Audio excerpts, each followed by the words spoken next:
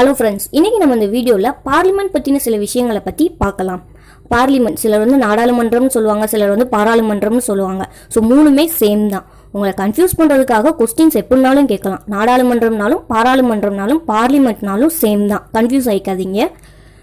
நம்ம பார்லிமெண்ட்டில் எத்தனை மெம்பர்ஸ் இருக்காங்க அப்படின்னா, பார்லிமெண்ட் சொன்னோடனே உங்களுக்கு மூணு விஷயம் தான் ஞாபகம் வரணும். ஒன்று பிரசிடென்ட், ஒன்று ராஜ்யசபா, இன்னொன்று லோக்சபா. மூணும் சேர்ந்தது தான் நம்மளோட பார்லிமெண்ட்டு. அதே மாதிரி நம்மளோட பார்லிமெண்ட் வந்து ஈரவைகளை கொண்டது. அது என்னென்ன அவைகள்னா நம்ம லோக்சபாவும் ராஜ்யசபாவும் தான். நம்ம இந்திய அரசியலமைப்பு புக் இருக்குல்ல, அந்த புக்கை வந்து எப்படி பிரிச்சிருப்பாங்க, 8 ஷெடியூலா 22 பார்ட்ஸ் 395 ஆர்டிகல்ஸ், இப்படிதான் நம்மளோட இந்திய அரசியலமைப்பு புக் வந்து இருக்கு. இந்த இந்திய அரசியலமைப்பு புக்கில் பார்லிமெண்ட்டை பற்றி எத்தனாவது பார்ட்ல சொல்லியிருப்பாங்க அப்படின்னா, பார்ட் 5 ஆர்டிகல் நம்பர் 79 122 வரைக்கும் இந்த பார்லிமெண்ட் பற்றி ஃபுல்லாக டீட்டெயில்டாக சொல்லியிருப்பாங்க. ராஜ்யசபாவை பற்றி ஆர்டிக்கல் நம்பர் 80 சொல்லியிருப்பாங்க. லோக்சபாவை பற்றி ஆர்டிக்கல் நம்பர் 81 சொல்லியிருப்பாங்க. ஸோ உங்களுக்கு கொஸ்டின்ஸ் இதுவும் கேட்கலாம், ரொம்ப இம்பார்ட்டன்ட். அடுத்து ராஜ்யசபாவை வந்து வேற எப்படிலாம், அதுக்கு வேற என்னென்ன நேம்ஸ்லாம் இருக்குது, அதை எப்படிலாம் சொல்லுவாங்க அப்படின்னா, ராஜ்யசபா வந்து அப்பர் ஹவுஸ் அப்படின்னு சொல்லுவாங்க. அதாவது நம்ம பார்லிமெண்ட்டோட மேலவை. அதே தமிழில் சொல்லணும்னா மாநிலங்களவை அப்படின்னு சொல்லுவாங்க. எதுக்காக இதை மாநிலங்களவை அப்படின்னு சொல்கிறாங்கன்னா, ஒவ்வொரு ஸ்டேட்ல இருக்கிற எம்எல்ஏ ஓட் போட்டு வின் பண்ற மெம்பர்ஸ் இருக்காங்களா, அவங்க தான் இந்த ராஜ்யசபால உறுப்பினர்களா இருப்பாங்க. அடுத்ததா லோக்சபா. லோக்சபாவை வேற எப்படிலாம் சொல்லுவாங்கன்னா, லோக்சபாவை வந்து பார்லிமெண்டோட லோயர் ஹவுஸ், கீழவை. இது தமிழ்ல சொன்னோம்னா மக்களவை அப்படின்னு சொல்றாங்க. இது எதுக்கு மக்களவை அப்படின்னு சொல்றாங்கன்னா, மக்களால டைரக்டா எலெக்ஷன் பண்ணி ஓட் போட்டு வின் பண்ற மெம்பர்ஸ் இருப்பாங்களா, அவங்க வந்து லோக்சபா உறுப்பினர்களா இருப்பாங்க. ஸோ ரெண்டுக்கும் உள்ள நேம் டிஃபரன்ஸை ஃபஸ்ட்டு நீங்கள் கிளியராக அண்டர்ஸ்டாண்ட் பண்ணிக்கோங்க. உங்களுக்கு கொஸ்டின்ஸ் வந்து எப்படினாலும் கேட்கலாம். ஸோ இதில் உள்ள நேம் டிஃபரன்ஸை ஃபஸ்ட்டு நீங்கள் கிளியராக அண்டர்ஸ்டாண்ட் பண்ணிக்கோங்க. இப்போது ராஜ்யசபாவுக்கும் லோக்சபாவுக்கும் என்ன டிஃபரன்ஸ் அதை பற்றி பார்ப்போம். ஃபஸ்ட்டு வந்து தலைவர். ரெண்டு சபைக்கும் தலைவர்னு ஒருத்தவங்க இருப்பாங்களா. ஸோ ராஜ்யசபாவுக்கு யார் தலைவராக இருப்பாங்கன்னா, வைஸ் பிரசிடென்ட், துணை குடியரசுத் தலைவர் தான் ராஜ்யசபாவுக்கு தலைவராக இருப்பார். இதே இது லோக்சபாவுக்கு வந்து சபாநாயகர் தான் தலைவராக இருப்பார். அவரை வந்து ஸ்பீக்கர்னு நம்ம சொல்லுவோம். அடுத்து வந்து உறுப்பினர்கள், மெம்பர்ஸ் எத்தனை பேர் இருப்பாங்க ராஜ்யசபாவில் அப்படின்னா, ராஜ்யசபாவில் அதிகபட்சமாக 250 பேர் வரைக்கும் இருக்கலாம். ஆனால் கரண்ட்டாக 245 தான் இருக்காங்க. இந்த 245 நம்ம ரெண்டாக ஸ்ப்ளிட் பண்ணிக்குவோம். எப்படின்னா 238 ஒரு கேட்டகரி, 12 ஒரு கேட்டகரி. இந்த 238ன்றது ஸ்டேட்டும் யூனியனும் சேர்த்து 238. 12ன்றது பிரசிடென்ட்டை தேர்ந்தெடுக்கிறவங்க தான் இந்த 12 பேர். எந்தெந்த துறையில இருந்துன்னா, இலக்கியம், அறிவியல், கலை, சமூக சேவை, இந்த 4 துறையிலையும் சிறந்து விளங்குற 12 பேரை தான் பிரசிடென்ட்டை தேர்ந்தெடுப்பார். இது லோக்சபா அப்படின்னு பார்த்தோம்னா அதிகபட்சமாக 552 பேர் வரைக்கும் இருப்பாங்க. ஆனால் கரண்ட்டாக 545 பேர் தான் இருக்காங்க. இதை நம்ம 3ஆக ஸ்ப்ளிட் பண்ணிக்கலாம். எப்படின்னா 530 ஒரு கேட்டகரி, 13 ஒரு கேட்டகரி, 2 ஒரு கேட்டகரி. 530ன்றது ஸ்டேட் மட்டும், மாநிலம் மட்டும். 13ன்றது யூனியன் பிரதேசம் மட்டும். ராஜ்யசபாவில் ஸ்டேட்டு யூனியனும் கலந்து 238 பேரும் சொல்லியிருப்பாங்க. ஆனால் இதில் ஸ்டேட்டு தனியாக, யூனியன் தனியாக பிரிச்சிருப்பாங்க. இந்த ரெண்டு வந்து ஆங்கிலோ இந்தியன் கேட்டகரியிலேருந்து பிரசிடென்ட்டே சூஸ் பண்ணுவார். ஓகே, மெம்பர்ஸ் வந்து எவ்வளோ இருப்பாங்கன்னு தெரிஞ்சிருச்சு. இப்போ தமிழ்நாட்டிலேருந்து எத்தனை பேர் வந்து ராஜ்யசபாவுக்கும் லோக்சபாவுக்கும் போவாங்க அப்படின்னா, தமிழ்நாட்டிலேருந்து ராஜ்யசபாவுக்கு 18 பேர் போவாங்க, லோக்சபாவுக்கு 39 பேர் வந்து போவாங்க. ஓகே, அடுத்து வந்து வயது வரம்பு. ராஜ்யசபாவில் உறுப்பினர் ஆகணும்னா 30 வயசு கம்ப்ளீட் ஆகிருக்கணும். சரியா. அடுத்து வந்து லோக்சபாவில் மெம்பர் ஆகணும்னா 25 வயசு கம்ப்ளீட் ஆனாலே போதும். அடுத்து வந்து குவாலிஃபிகேஷன், என்னென்ன தகுதிகள்லாம் வேணும் ராஜ்யசபாவில் உறுப்பினர் ஆகணும்னா, ஃபஸ்ட்டு அவங்க இந்தியன் சிட்டிசனாக இருக்கணும். அவங்க எந்த ஒரு கவர்மெண்ட் ஜாப்லையும் இருக்கக்கூடாது. அவங்க எந்த ஒரு கேஸ்லையுமே இருக்கக்கூடாது. அவங்க மனநலம் பாதிக்கப்பட்டவங்களா இருக்கக்கூடாது. அவங்க லோக்சபா மெம்பராகவோ சட்டசபை உறுப்பினராகவோ இருக்கவே கூடாது. ஸோ ராஜ்யசபாவில் உறுப்பினர் ஆகணும்னா ராஜ்யசபாவில் மட்டும்தான் அவர் உறுப்பினராக இருக்கணும். இதுலேயும் உறுப்பினராகவோ இருக்கக்கூடாது. இது லோக்சபாவில் பார்த்தோன்னா சேம் தான், இந்தியன் சிட்டிசனாக இருக்கணும், எந்த ஒரு கவர்மெண்ட் ஜாப்லையும் இருக்கக்கூடாது. இந்த மாதிரி ரூல்ஸ் தான். எக்ஸ்ட்ராவாக என்ன இருக்கும்னா, அவங்க மேலே ஒரு 25,000 டெபாசிட் அமௌண்ட் வந்து இருக்கணும், ப்ளஸ் அவங்கக்கிட்ட ஓட்டர் ஐடி இருக்கணும். ஸோ இது ரெண்டும் தான் குவாலிஃபிகேஷன், இதுக்குண்டான டிஃப்ரென்ஸு. இதோட பதவிக்காலம் அப்படின்னு சொல்லிட்டு பார்த்தோம் அப்படின்னா, ராஜ்யசபாவோட பதவிக்காலம் வந்து 6 வருஷம். 6 வருஷமே அவங்க இருந்துட முடியுமா அப்படின்னா கிடையாது. மொத்தமாக ராஜ்யசபாவில் எத்தனை உறுப்பினர்கள் இருக்காங்களோ அவங்களில் 1/3 பங்கு உறுப்பினர்கள் வந்து ஒவ்வொரு 2 வருஷத்துக்கு ஒரு தடவை ரிட்டையர் ஆகிடுவாங்க. அவங்களே பதவி விலகிடுவாங்க. இது லோக்சபா அப்படின்னு பார்த்தோம்னா 5 வருஷத்துக்கு ஒரு தடவை எலெக்ஷன் நடக்கும். ஸோ ராஜ்யசபா வந்து பெர்மனன்ட் ஹவுஸ் சொல்லுவோம், அதை வந்து கலைக்கவே முடியாது. ஏன்னா 2 வருஷத்துக்கு ஒரு தடவை அவங்களே ரிட்டையர் ஆயிடுவாங்க.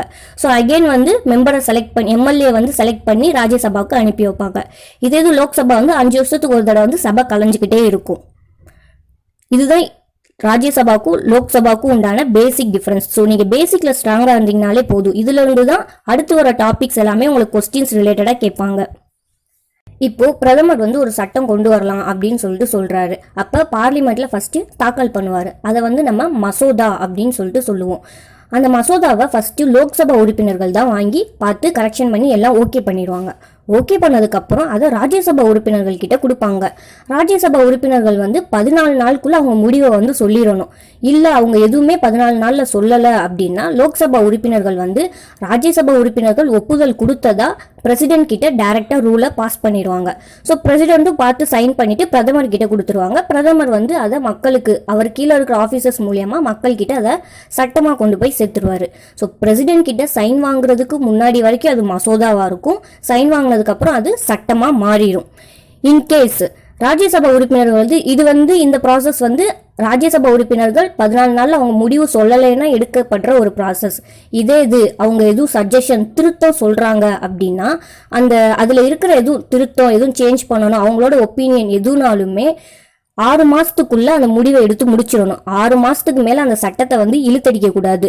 அப்படி 6 மாசத்துக்கு மேல அவங்களோட டிஸ்கஷன் போச்சு அப்படின்னா குடியரசுத் தலைவர் என்ன பண்ணுவார்னா அவர் தலைமையில கூட்டம் அப்படின்னு சொல்லிட்டு ஒரு கூட்டம் வந்து நடைபெறும். அந்த கூட்டத்துல லோக்சபா உறுப்பினர்களும் ராஜ்யசபா உறுப்பினர்கள் கிட்டையும் சஜஷன் கேட்பாரு.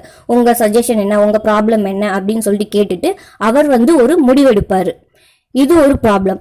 இன்னொன்று இதுல என்ன ஒரு ப்ராப்ளம் வரும்னா ரெண்டுமே ஈக்குவலா இருக்கும். இப்போ லோக்சபால 200 பேர், ராஜ்யசபால 200 பேர். ஸோ 2 பேருமே ஈக்குவலா இருக்கிற பட்சத்துல மெஜாரிட்டி பர்பஸ் வந்து நம்ம காமிக்கணும்ல. ஸோ மெஜாரிட்டிக்காக லோக்சபாவோட தலைவர் இருக்கார்ல சபாநாயகர், அவர் வந்து இங்க ஓட் போடுற ஒரு உரிமை இருக்கு. இது வந்து மெஜாரிட்டி பர்பஸ்க்காக மட்டும் அவர் வந்து ஓட் போடுவாரு.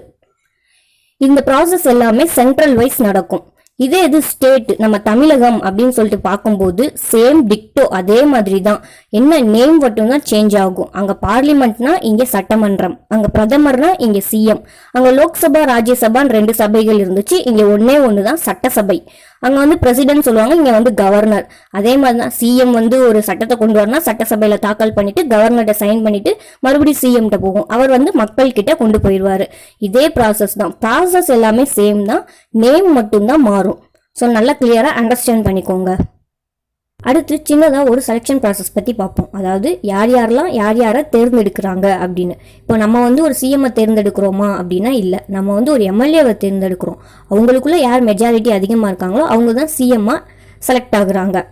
இப்போ பிரசிடென்ட்டை யார் செலக்ட் பண்ணுவாங்க அப்படின்னா லோக்சபா உறுப்பினர்கள், ராஜ்யசபா உறுப்பினர்கள், சட்டசபை உறுப்பினர்கள் 3 பேரும் சேர்ந்து தான் குடியரசுத் தலைவர் அப்புறம் துணை குடியரசுத் தலைவர் இவங்க 2 பேருக்குமே ஓட் போடுவாங்க.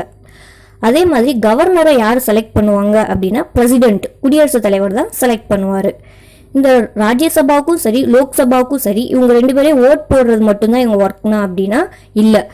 நம்பிக்கையில்லா தீர்மானம் அடிப்படையில் அவங்கள பதவி விலகவும் வைக்கலாம். நம்பிக்கையில்லா தீர்மானம்னா இவங்க ஆட்சி மேலே எங்களுக்கு நம்பிக்கை இல்லை அப்படின்னு யாரெல்லாம் பதவி விலக வைக்கலாம்னா குடியரசுத் தலைவர், துணை குடியரசுத் தலைவர், சுப்ரீம் கோர்ட் ஜட்ஜு அப்புறம் ஹைகோர்ட் ஜட்ஜு இவங்க 4 பேருக்குமே பதவி விலக வைக்கலாம். அவங்களுக்கு அந்த ரைட்ஸ் வந்து ராஜ்யசபாவுக்கும் இருக்கு, லோக்சபாவுக்கும் இருக்கு.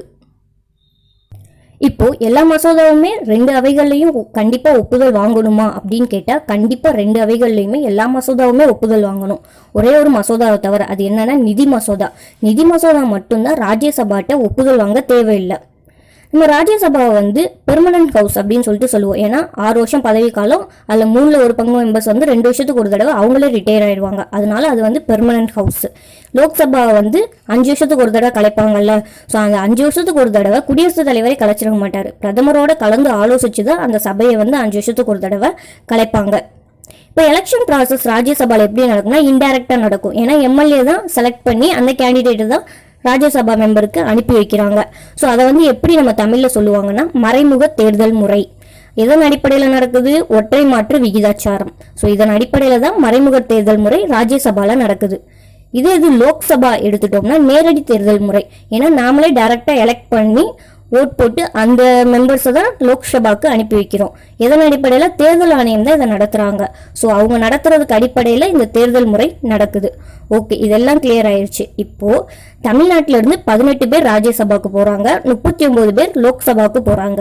அந்த 39 பேரை நாமளே டைரக்டாக ஓட் போட்டு செலக்ட் பண்ணிடுறோம். இந்த 18 பேர் ராஜ்யசபான்றனால இன்டைரக்டாக தானே ஓட் போடுறாங்க.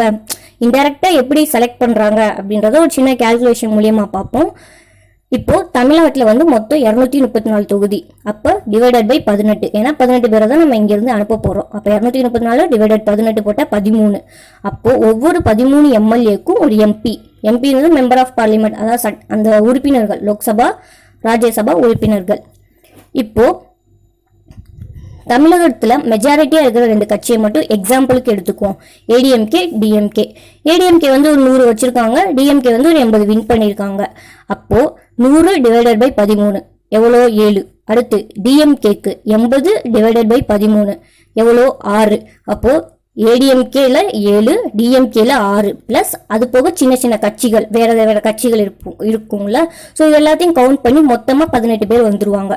ஸோ அவங்கள ராஜ்யசபாவுக்கு அனுப்பி வைப்பாங்க. ஸோ அனுப்பிச்சி வச்சுட்டாங்க. அனுப்பிச்சி வச்சதுக்கப்புறம் 2 வருஷத்துக்கு அப்புறம் அவங்களே ரிட்டையர் ஆகணும்ல. எப்படி? இந்த 18 பேர் தான் நம்ம அனுப்பி வைக்கிறோம். அதில் 3ல் 1 பங்கு மெம்பர்ஸ் தான் 2 வருஷத்துக்கு ஒரு தடவை ரிட்டையர் ஆவாங்க. அப்போ 18ல் 3ல் 1 பங்குனா அப்போ 18 டிவைடட் பை 3 போட்டோம்னா 6.